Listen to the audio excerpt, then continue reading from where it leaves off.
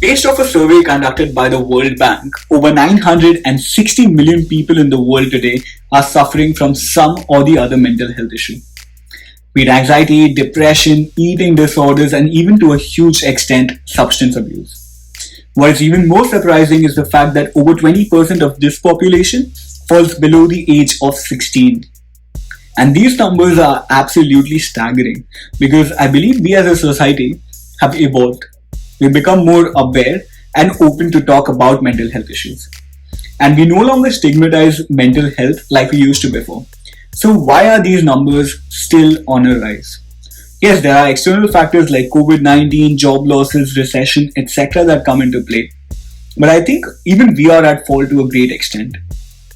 We did a phenomenal job when it comes to spreading awareness about mental health issues, but I think we somewhere failed along the lines of having those crucial conversations around mental toughness and mental strength.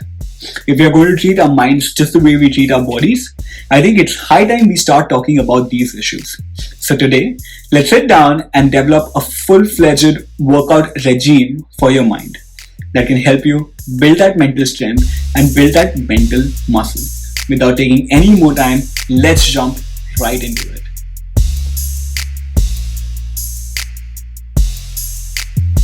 First step to build mental strength is nothing but to put on some mental muscle. For those of you who go to the gym, must be aware that to put on any kind of physical muscle, you need to do a combination of a push and a pull based workout. The same holds true for your mind as well.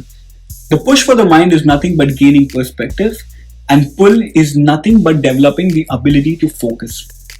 Coming to perspective first.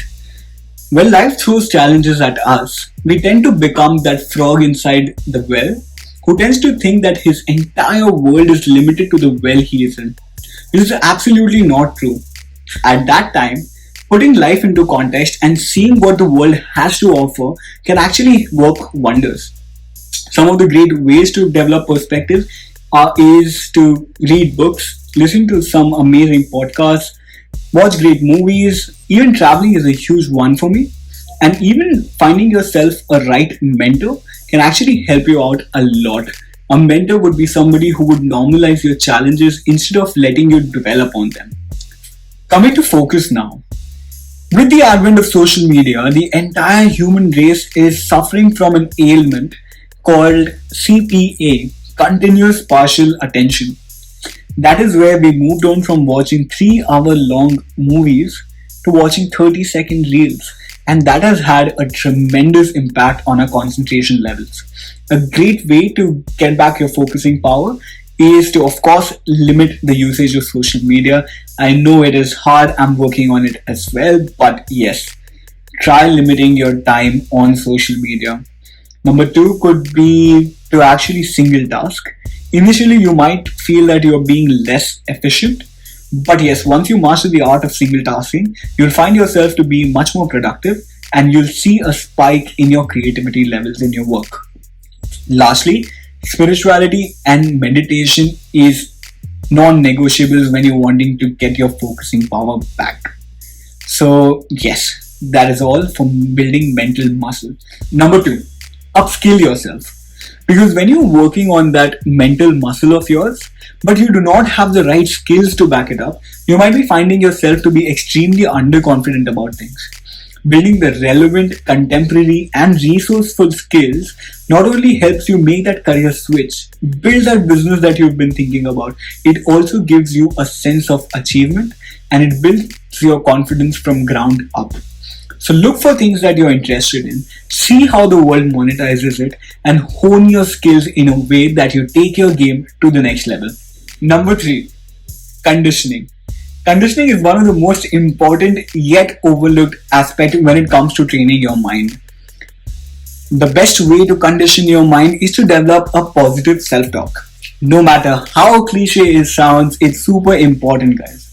Solely because of the fact that when you're at your lowest, there's probably no friend or family member that can come to your rescue.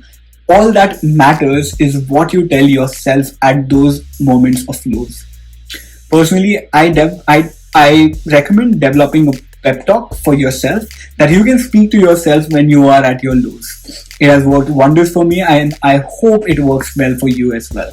And the second and a beautiful way to condition your mind is to actually develop gratitude.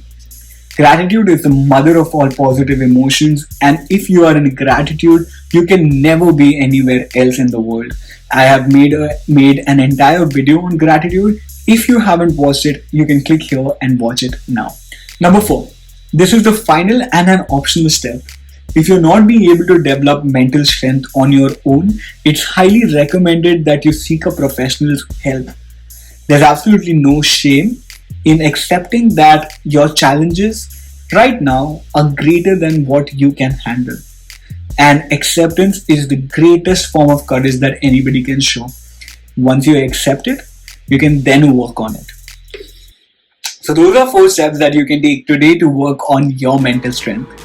Just remember that you're not going to see extraordinary results right off the bat.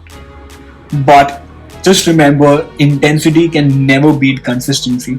Keep taking on those baby steps towards improvement. Monitor yourself. Be in a constant feedback loop with yourself to see how well you're doing. Thank you so much for watching. My name is Vish, and thank you so much for tuning in.